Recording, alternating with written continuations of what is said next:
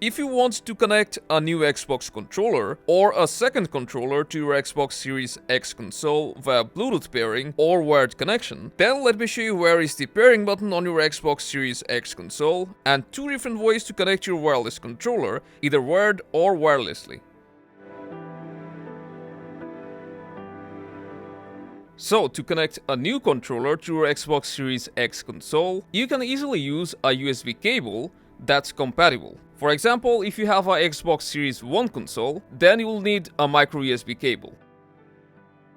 And if you have the Xbox Series X console, then you can connect it using a Type-C cable. Just plug one end into your controller and the other end into any of the USB ports that's on your console.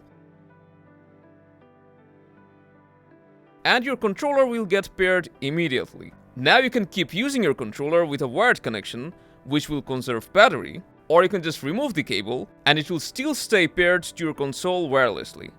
But if you don't have a cable, then you will need to put your new controller into pairing mode. To do that, first turn on your controller, after that the LED will keep blinking.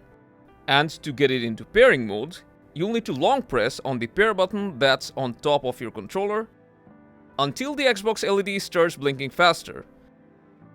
Now that it's in pairing mode, we'll need to do the same thing on our console. Press the pair button that's at the front of your console, right above the USB port. Then the controller will also start blinking and both of them will turn solid, which means now they're paired. Now you're ready to start gaming with your new controller. And before that, make sure to leave a like and subscribe to our channel for more.